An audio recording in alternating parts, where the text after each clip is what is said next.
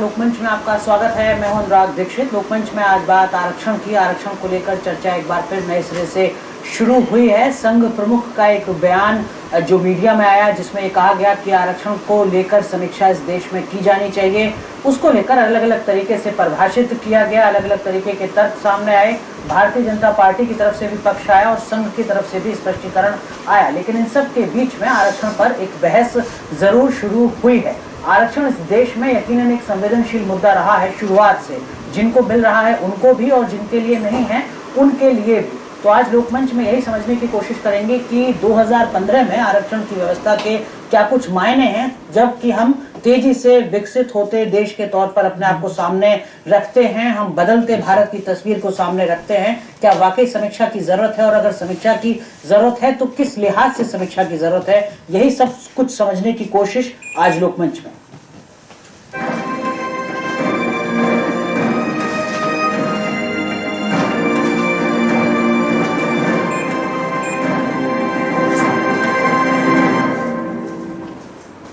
तो क्या वाकई अभी भी आरक्षण राजनीति का एक प्रमुख मुद्दा है? बिहार विधानसभा चुनाव से जोड़कर भी इस मुद्दे को देखा जा रहा है।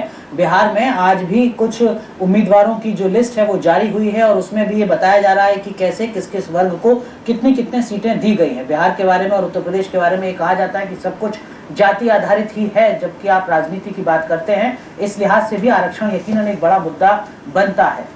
3 खास मेहमान हमारे साथ यहाँ स्टूडियो में जुड़ चुके हैं। हमारे साथ हैं वरिष्ठ पत्रकार हितेश शंकर जी, आप संपादक हैं पांचजन्य के। पांचजन्य में ही संघ प्रमुख ने जो इंटरव्यू है उसके दौरान आरक्षण को लेकर अपनी बात कही है। आपसे बेहतर इस मुद्दे को लेकर कोई भी चीजों को नहीं समझा सकता है। बहुत बहुत स्वागत है हितेश सर, आपका कार्यक्रम है। हमारे साथ जुड़ रहे हैं एक और वरिष्ठ पत्रकार, राजनीतिक विश्लेषक ज्ञानेंद्र भरतरिया जी। बहुत बहुत स्वागत है ज्ञानेंद्र सर, आपका भी कार्यक्रम। और हमारे साथ जुड़ेंगे डॉक्टर राजेश पासवान साहब। आप जेएनयू से हैं, लगातार इस तरीके के मुद्दों पर शोध के माध्यम से जुड़े हुए हैं। बहुत बहुत स्वागत है डॉक्टर पासवान, आपका भी। चर्चा की शुरुआत करें उससे पहले सरकार के द्वारा आरक्षण को लेकर किस तरीके से स्थितियों को स्पष्ट किया गया, आइए देखते हैं। The BJP, right from the Jansangh days, has been a very active proponent of reservation for the Dalits, scheduled caste, scheduled tribes, the backwards and extremely backwards. It is BJP's firm commitment since the Jansangh days that such reservation is essential for their social and economic development and empowerment. The BJP indeed is very clear and very categorical that there is no need to reconsider the reservation, nor the BJP supports it.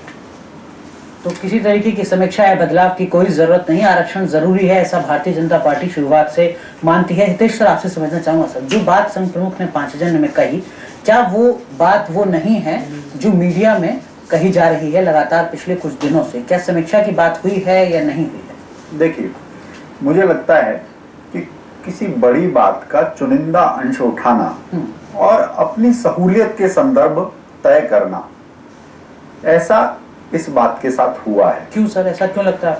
मुझे इसलिए लगता है कि एक तो जो साक्षात्कार है मैंने लिया है जी, वो पूरा साक्षात्कार बिहार चुनाव के संदर्भ में नहीं लिया गया। ठीक है।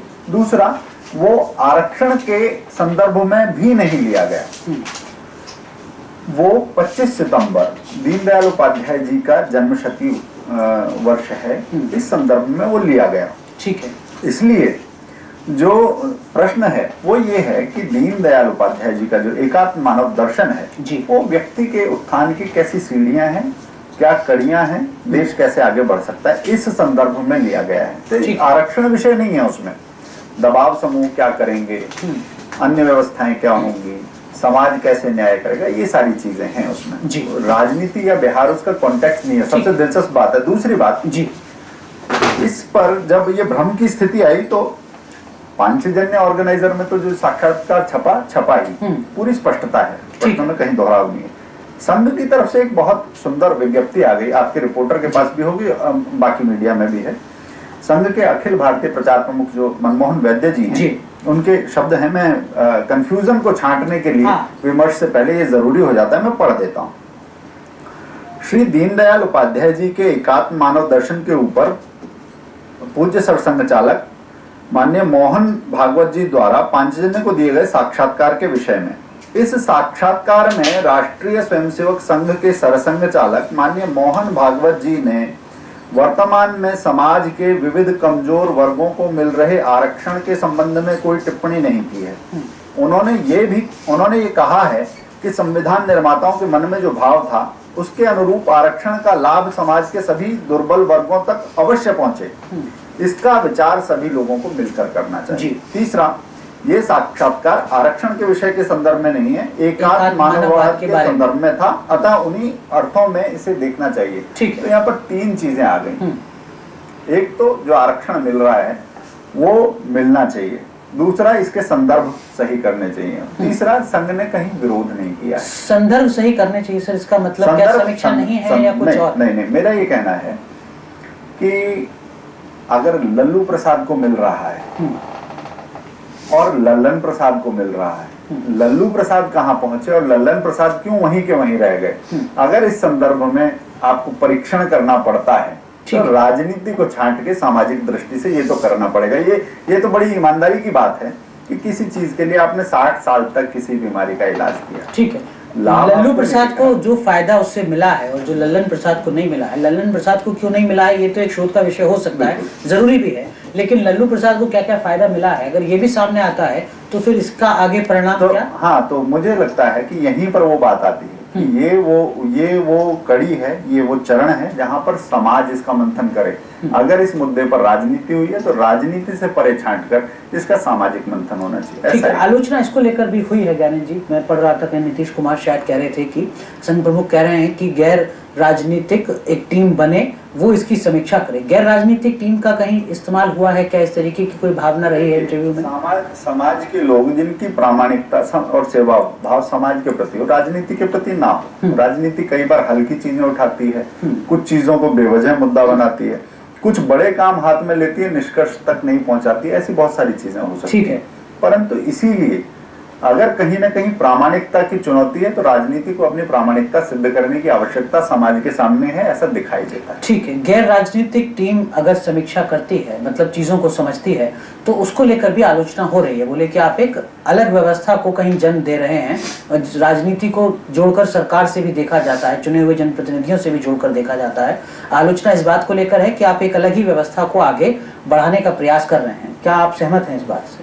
देखिए, मेरा मानना है कि एक तो जैसा अभी देश जी ने कहा कि संदर्भ में आप देखें जी, अगर एकात्म मानववाद के संदर्भ में हम आरक्षण या किसी भी और विषय को देखें तो हम किसी दूसरे इंटरप्रिटेशन में पहुंचेंगे। ठीक बात।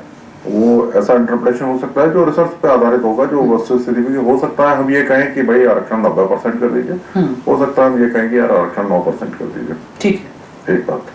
तो एकात्म मानववाद के संदर्भ से तो अलग बात है गई। रही बात समीक्षा की, उसको आप सिर्फ आरक्षण तक क्यों रखते हैं? मेरा अपना मानना है कि 1950 में जो संविधान हमें जैसा मिला, माने जो व्यवस्था हमारे ऊपर चल रही है, जिसके लिए तरह तरह की बातें सबके सामने हैं, 1935 का गवर्नमेंट ऑफ इंडिया एक्ट है, उसके पहले फिर मैं वापस आरक्षण के मसले पर लौटता हूँ।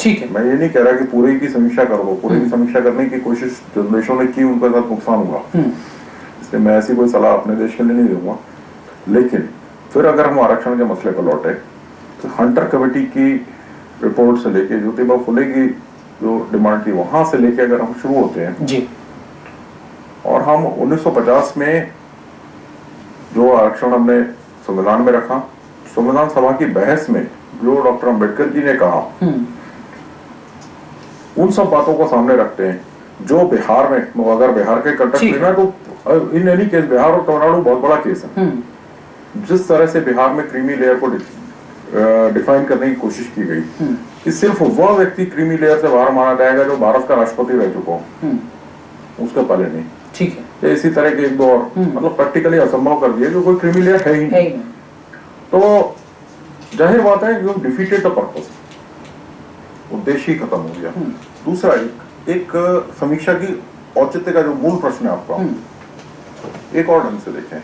मान लीजिए आरक्षण की व्यवस्था आप 10 साल के लिए जो प्रस्तावित थी, 20 साल हो गई, फिर 50 साल हो जाए, 60 साल हो चुके।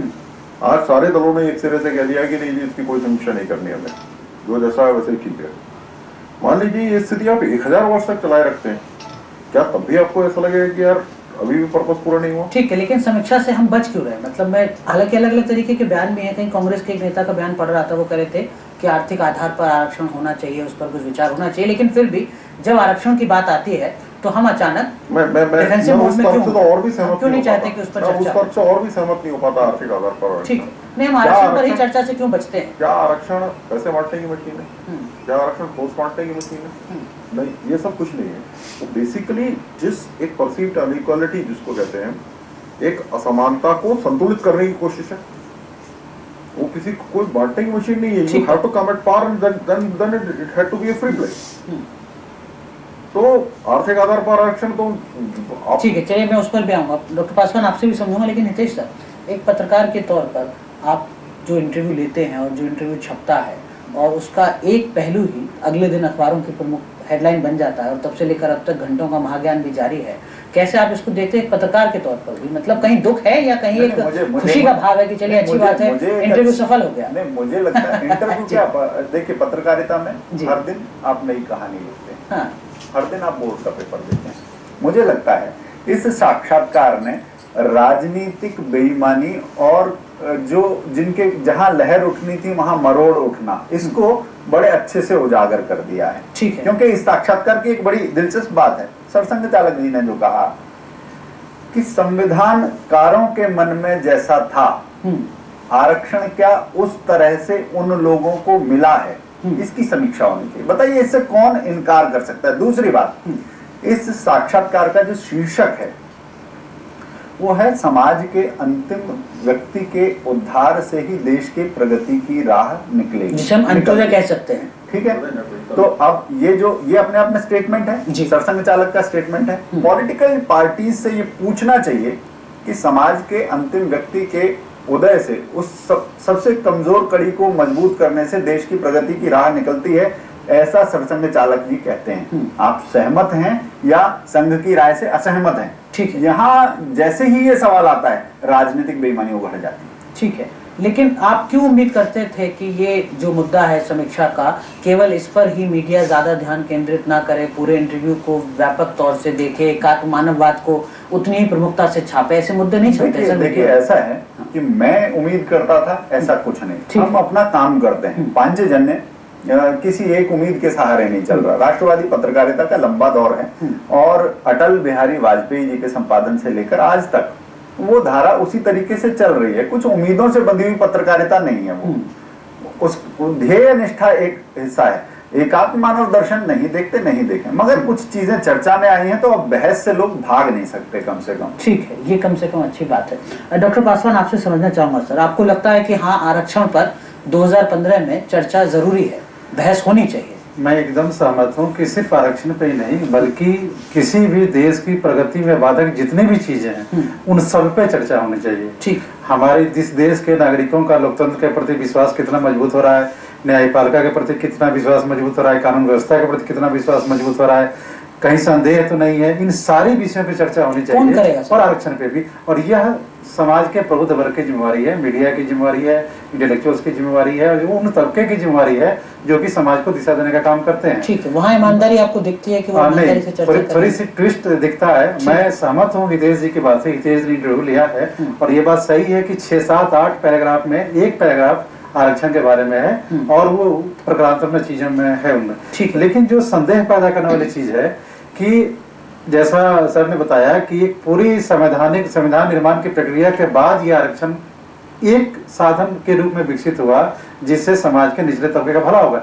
एक साधन एकमात्र नहीं था, एक साधन था और भी बहुत सारे क्षेत्र थे। तो हम ये उम्मीद कैसे करें कि कुछ खास लोगों द्वारा ही निर्णय लेकर के उन पे बहस करके उनके द्वारा जो चीजें दी जाएगी वो उसका विकल्प पूरे कॉन्स्टिट्यूशन असेंबली में होगा, हम ही तय नहीं कर सकते। हाँ, इस वजह से आज इसमें कोई ऐसा व्यक्ति, कोई राजनीतिक दल, कोई ऐसा समुदाय नहीं है जो पूरे देश की विविधता का सम्मान उस तरह से कर सके जिस तरह की कॉन्स्टिट्यूशन असेंबली में किया गया था। ठीक बात है। श्याम जाजू साहब हमारे साथ जुड़ रहे हैं, भारतीय जनता पार्टी के वरिष्ठ नेता हैं, राष्ट्रीय उपाध्यक्ष हैं। बहुत बहुत स्वागत है श्याम जाजू साहब, आपका कार्यक्रम में चर्चा कर रहे हैं हम आरक्षण को लेकर।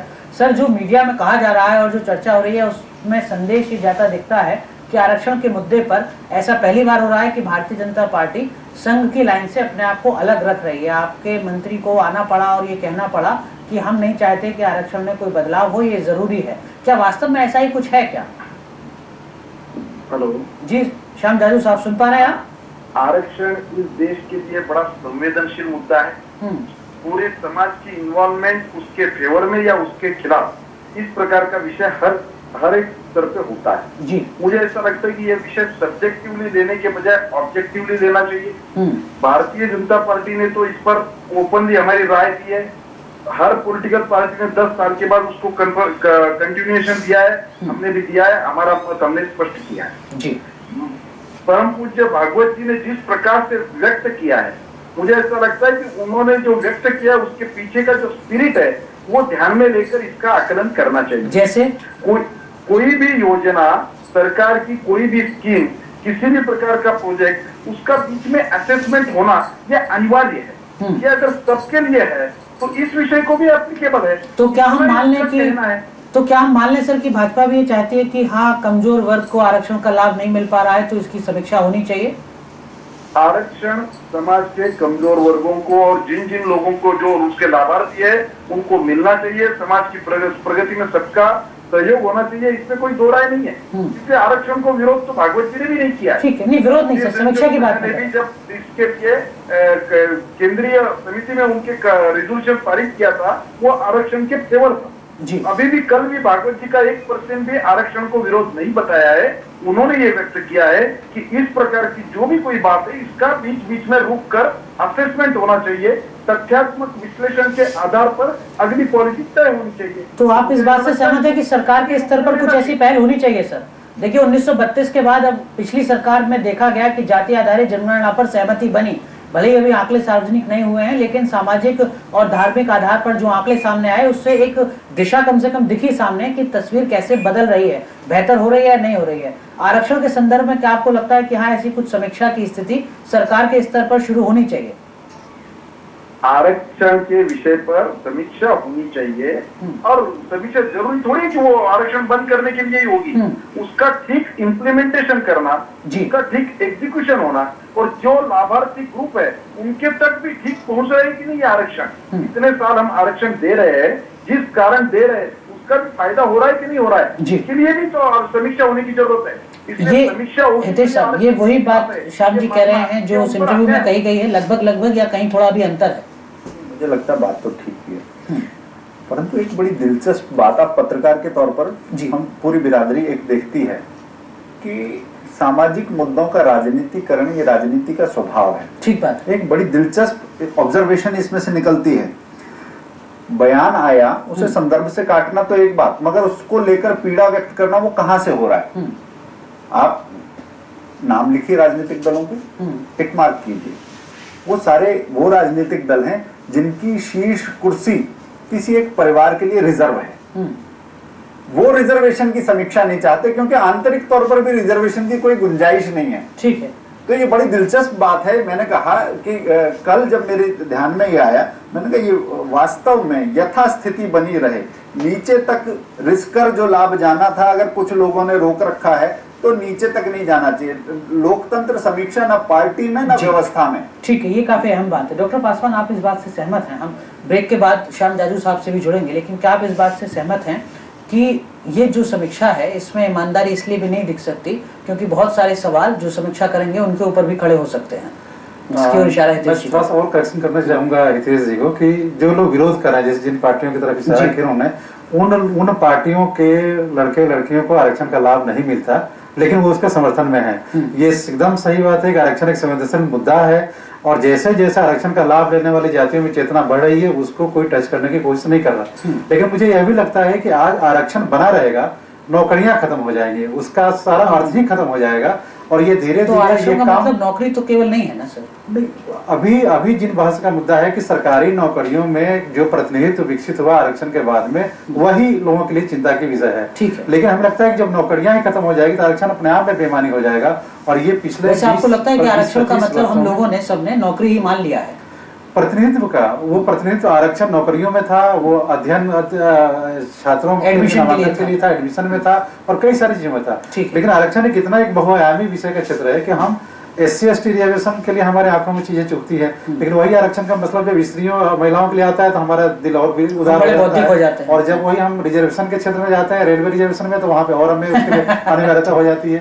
तो ये अपने आप में इतना बहुआयामी है कि किसी एक पर्टिकुलर परिभाषा में इसको नहीं व्याख्यात कर सकते। ठीक बात, परिभाषा बदलती रहती है, परिभाषा बदलती रहती है के हिसाब से, ये भी अहम बात है। एक छोटा सा ब्रेक यहाँ पर ले रहे हैं, ब्रेक के बाद जब लौटेंगे तो आरक्षण की अलग अलग परिभाषाओं को थोड़ा और समझने की कोशिश करेंगे, एक छोटे से ब्रेक के बाद।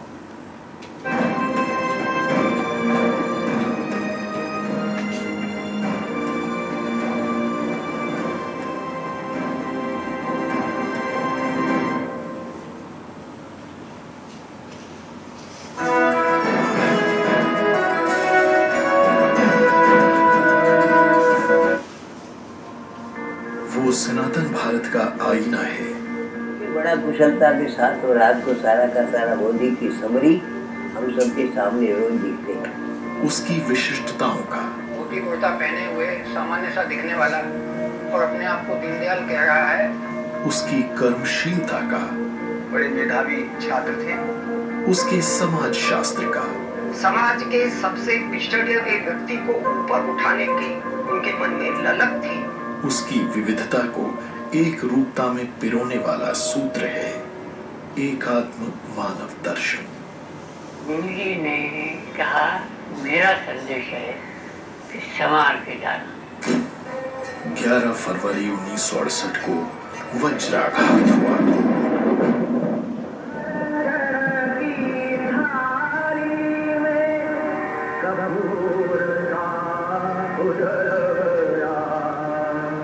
किसी प्रकार के षड्यंत्र के वे शिकार हुए हो। जाने से पहले वो देश को दे गए एक ऐसा दर्शन जो देश की मानस पटल से लुप्त होने लगा था। घंटे 2 घंटे उन्होंने सारे गांव के लोगों को सम्मोहित रखा और वो नेहरू जी की कॉन्स्टिट्यूंसी का क्षेत्र था। ऐसे में पंडित दीनदयाल उपाध्याय ने देश को बोध कराया अपने ही दर्शन का।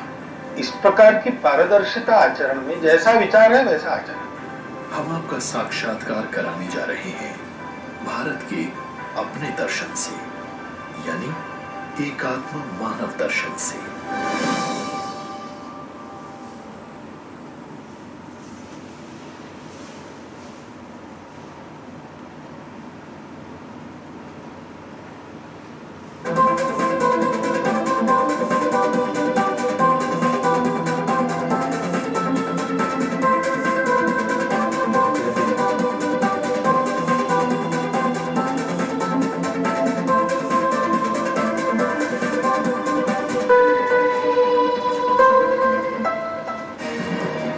We discuss issues that concern you, affect you, a forum for all viewpoints.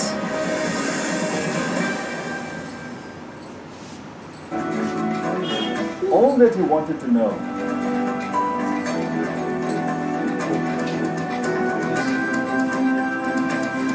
All that you wanted to see.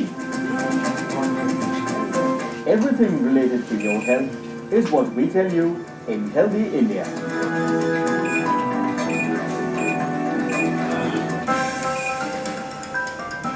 In the Maths Factor, we take a journey through interesting area of mathematics and experience an engaging and appealing mathematical world. Join us every Saturday morning at 10:30 a.m. on this journey.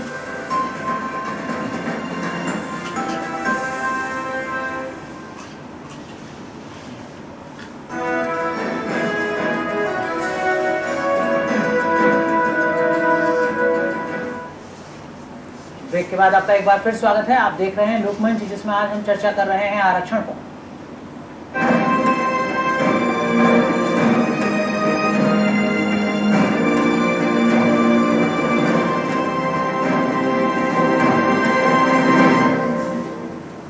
और इस महत्वपूर्ण विषय पर चर्चा के लिए हमारे साथ स्टूडियो में जुड़ चुके हैं एक और खास मेहमान। हमारे साथ हैं मनोज झा साहब। आप वरिष्ठ नेता हैं, आरजेडी के प्रवक्ता हैं। बहुत बहुत स्वागत है मनोज सर आपका कार्यक्रम में। पिछले सेगमेंट में हितेश जी जिन्होंने इंटरव्यू लिया संघ प्रमुख का, उन्होंने बताया कि देखिए जो बात कही गई थी और जो बात छपी अगले दिन मीडिया में, उसमें कुछ अंतर था। समीक्षा की बात तो हुई, लेकिन ये मतलब नहीं है कि आरक्षण को खत्म कर दिया जाएगा या किसी से आरक्षण छीन लिया जाएगा। ऐसी स्थिति एक पत्रकार के तौर पर जो खुद इंटरव्यू कवर कर रहे हों उनके द्वारा स्पष्ट कर दी जाए, उसके बाद भी आपको लगता है कि कुछ ऐसा है जिसकी आलोचना या विरोध जरूरी है? देखिए, सबसे पहली बात है कि हितेश जी का मैंने इंटरव्यू पढ़ा, ऑर्गेनाइजर और 5 जन दोनों में। इंटरव्यू में बहुत सारी चीजें थी, मूलतः दीनदयाल उपाध्याय जी के विमर्श पर चर्चा थी, लेकिन आखिरी 2 सवालों में मैं समझता हूं कि ये विषय आया जी। और इस विषय के साथ सबसे महत्वपूर्ण पहलू है कि समीक्षा किसी भी इस तरह के पहलू की तब होनी चाहिए जब हमने कम से कम आधी मंजिल हासिल की हो। हम बहुत बुरे दौर से गुजर रहे हैं, इसमें कहने में मुझे कोई दो मत नहीं, लेकिन आप आरक्षण की समीक्षा, क्योंकि अक्सर मैं इस बात के लिए मुआफी चाहता हूँ, संघ का चिंतन, हितेश भाई संभवतः सहमत ना हो मुझसे, संघ का चिंतन कुलीनवादी चिंतन रहा है। आज भले राजनीति के लिए संघ कोशिश करे भाजपा के माध्यम से कि एक सोशल इंजीनियरिंग का चेहरा प्रस्तुत करे, लेकिन मूलतः आप उनके स्वरूप को देखिए, उनके विमर्श को देखिए, तो आपको लगेगा कि उसमें एक कुलीनवादी अभिजात्य चिंतन। आरक्षण की समीक्षा में सर वो कुलीनवादी बिल्कुल, मैं इसलिए कहता हूँ थोड़ा आपको आरक्षण को समझना होगा। जो मेरे कई मित्र भाजपा के और कुछ कांग्रेस के मित्र भी बहुत बड़ी भूल कर रहे हैं, आरजेडी की समझ रहे हैं। हाँ, आरजेडी की समझ रहे हैं, और कई और मैं समझता सिर्फ नेताओं नहीं, बल्कि इस देश का कम से कम 3/4 मानस इस बात को समझ रहा है, और जो हमें जानना चाहिए। अम्बेडकर साहब ने कहा 1950 में जब प्रस्तावना लागू हुई तो उन्होंने कहा कि आज के दिन हम राजनीतिक रूप से समान हो गए, एक वोट, एक इंसान, एक वैल्यू। लेकिन सामाजिक आर्थिक जो असमानता के तत्व है वो अगर हम हल नहीं कर पाएंगे तो हमारा राजनीतिक ढांचा उड़ा दिया जाएगा। उस बात के आधार पर जब 51 में आपका पहला अमेंडमेंट हुआ, 15(4) और 16(4), दोनों ही अमेंडमेंट इस बात की वकालत कर रहे थे कि जो आपका जो समता को देखने का नजरिया था उसमें समताकरण के तत्व होने चाहिए, जिसको हम कहते हैं इक्वलाइजेशन। इक्वालिटी की बात वैसे समाज में जो अनइक्वल है उसमें अगर आप इक्वलाइजेशन नहीं करेंगे तो इनइक्वालिटी परपेचुएट होती है। ये मूल दर्शन था। अब इस मूल दर्शन में हमने कुछ चीजें हासिल की हैं जो न्यूनतम, देखिए रिजर्वेशन का मूल आशय था अम्बेडकर साहब का रिप्रेजेंटेशन, ठीक, कि कम से कम न्यूनतम प्रतिनिधित्व हो, उसमें हमने कुछ मकाम हासिल किए। लेकिन 90 के दशक के बाद से हम नवउदारवादी दौर में पहुंच गए हैं। बाजार बढ़ रहा है, सरकार और राज्य सिकुड़ रहा है। कहाँ तो हम उम्मीद करते थे संघ, चूंकि संघ गार्जियन है, मेंटोर है बीजेपी का, कि ये कहते कि निजी क्षेत्र में भी सामाजिक आरक्षण का, जो आरक्षण की हमारा पहलू है, उस दायरे को बढ़ाइए, ठीक है, ताकि उसमें समावेश हो, और सत्ता संसाधन में जो भागीदारी में गड़बड़ादी है उसको खत्म कीजिए। शिक्षा व्यवस्था जो नई एक नियामक हो गई है असमानता की, उसको खत्म करें। मैं समझता हूँ कि इन तत्वों पर चर्चा के बजाय जिस तरह के विमर्श लाए गए हैं, ऐसा क्यों लगा आपको उस इंटरव्यू को पढ़कर कि ये कहा जा रहा हो कि हम आरक्षण को खत्म करना चाहते हैं या हम आरक्षण में से कुछ जातियों को निकाल कर बाहर रखना चाहते हैं? ऐसा कहीं लगा क्या? बिल्कुल, मुझे स्पष्ट रूप से लगा, इसलिए भी लगा कि उसमें एक नियतकालीन वक्त की भी बात की गई है, किसको कितने वक्त तक चाहिए। और ये विमर्श मैं आप सबके माध्यम से आज उजागर करना चाहता हूँ। जब संविधान सभा में बात हो रही थी, अब उसके बाद जब तत्काल संविधान के बाद भी चर्चा हुई, सुप्रीम कोर्ट की बात हुई, उसमें कहीं भी इस बात का जिक्र नहीं था। जब आप समीक्षा की बात कर रहे थे कि 10 वर्ष पे समीक्षा होगी, तो वो पॉलिटिकल रिप्रेजेंटेशन का मामला था, स्टेट लेजिस्लेटिव असेंबली और पार्लियामेंट का। पब्लिक एम्प्लॉयमेंट में इस पर समीक्षा की बात नहीं थी। दूसरी चीज, आरक्षण को गरीबी उन्मूलन कार्यक्रम समझने की चेष्टा ना करें कि मैं पिछड़ा हूं आर्थिक रूप से, इसलिए मुझे आरक्षण चाहिए। सुप्रीम कोर्ट ने 1951 के बाद 12 जजमेंट दिए हैं और कहा है कि economic backwardness should be seen in the context of social and educational backwardness. और उस विमर्श को दरकिनार करके अगर आदरणीय मोहन भागवत जी इस तरह का विमर्श देते हैं तो हमको लगता है कि जो उनका चिंतन है, जो इतिहास रहा है संघ का, एक मूलतः ब्राह्मणवादी संस्था है, माफ कीजिएगा। ठीक है, और उस संस्था से कोई उम्मीद नहीं। हितेश जी, आप कुछ कहना चाहें? एक ये बड़ा भ्रम है और बार बार दोहराने से बढ़ाने की कोशिश होती है। कुलीनवादी संस्था है, ऐसी संस्था, मुझे लगता है, मेरे अच्छे मित्र हैं, परंतु जिन राजनीतिक दलों ने कभी भूरा बाल साफ करो ऐसा नारा दिया हो, वो समाज की एकता की बात कर सकते हैं। दूसरी तरफ वो प्रचारक हैं जिन्होंने अपना जीवन गला दिया। ठीक है, मैं उस बहस से नहीं पढ़ते सर, मैं उस बहस से मैं आपको बताता हूँ कुछ लोग कह रहे हैं आरक्षण तक ही सीमित, मैं आरक्षण तक ही सीमित रख के मैं कहता हूँ, कुछ लोगों को लग रहा है